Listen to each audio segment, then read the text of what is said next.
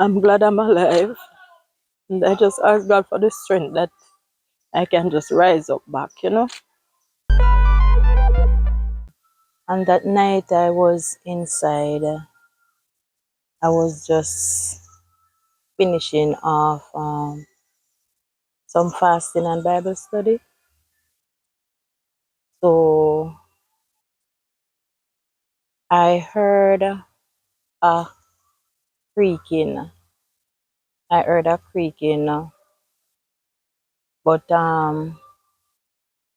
I put down the phone because we were online, finish up 21 days fasting. We were finishing the 21-day fasting. So the pastor put us on later to meet another pastor, Pastor Ray, who will finish off the fasting. So that was why I wasn't sleeping at that moment. That was what time? Um, some minutes, about after 10. Okay. So when I heard the creaking now, at least we were texting on the line, Right. explaining how we feel about the fasting. So I realized that I wanted to sleep. So I text, I'm stronger now and I'm better now. That was the last text I text on the phone on that night. So apparently I heard a sound. So I come down from my room up there and come down to my grandson's room. And I saw him, lying on the bed. So I called to him, but he was sleeping. So I wake him. I said, "You hear the sound outside?" He said, "No, Grandma." And him put down back his head at the same time. So I go back, pick up back the phone, but the sleep coming down on me. So the phone began to slide out of my hand. So it slide the third time. So when I heard the sound the third time, I said to myself, "What Jelani want now? Make him get up. I may just leave him sleeping." Come back now to check. When I come now, I see the bright fire on the veranda. And I wake up Jelani and we ran outside and called for help, fire, fire, fire. We were, and one lady from over there, she come and was trying to help me. So we threw some water, but that couldn't help. So the neighbors around called the fire department and one called the police. And so how long it took for the fire department and the police to come? You know, they reached quickly when they heard. They reached quickly, but I just can't tell you the time. But because when I realized the car, when I was rushing, the neighbor from over there, when I said I have to go in back to catch the car key. And she said, "No, you can't go back in there because I was in there and up here some more." But the car key was in my sewing room because I did pack the car with everything to go to bend down the next morning. It was a Tuesday night.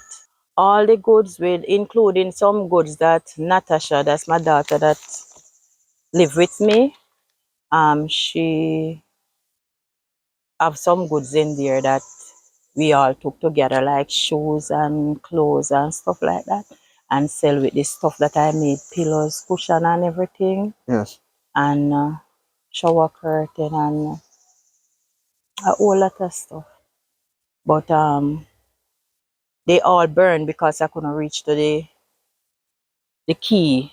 Yes. To back out the car. So that is why the car get burned. So it was three of you in the house at the time? No, it was me and my grandson only. My daughter wasn't here that night and the baby. All right. So after the fire department come and they help put out the fire, they tell you anything further as to what they think could have caused it?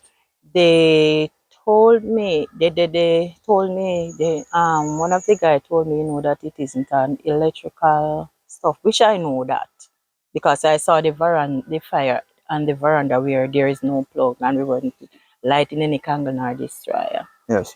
So I know definitely that somebody throw it at something there because I did hear the first sound. Mm-hmm. And while waking up my grandson, the fire was on the veranda. So I know that somebody light it, definitely. So to be honest, I didn't wait until the roof cave in. I just go across my stepfather over there, my mother husband, Yes. and go across the road and stand across the road. So while standing across the road now, um, my neighbor here come and she put her hand around my waist. And I turned to her and I said, the house a burned down, you know. And she turned to me and said, you know, the house did feel light from the night before. And I didn't answer her. But my pastor was right there with me and she said, what you said? And she repeated and my pastor said, oh, I feed them it, I feed them it. And she walked away. But up till now, till this day, I don't say anything to her pertaining to what she said that it should light from the day before. So you think it's something deliberate that? Oh, yes, yes. I think so. I do my sewing. And I have one blackhead machine, one another domestic one that I use to do button hole and a next little surgery. So the 5 machine are all gone. When I went to Cayman, working at Cayman, I learned drapery making and to wrap sofa and stuff like that. When was that? I went to Cayman the 27th of September 2010. 2010. Okay. And I spent 9 here. Since you lost your equipment in the fire, how you been taking care of yourself for in the meantime? That's another one. Sometimes I don't even know want to go at that part because I'm not lazy, I'm hardworking, Mm-hmm. and I don't like to sit looking. I always wanted to work, Yeah. but And yet you have your family to take care of, your grandson. I am the biggest one. I'm the eldest one for my mother. My mother died last year, November. Mm-hmm. And so I don't have anyone to lean on like that. The Okay. only thing that is keeping me, I'm just glad that I'm a child of God. And He is the one that is sustaining me. He give me the health sometimes when I feel like I'm in lonely bar. I can just remember the scriptures. As David said, the word of God in that heart. So sometimes things come up in my thought. But at the same time, I just have to ask God to create in me a clean heart and give me a heart like His own, because it's not pretty.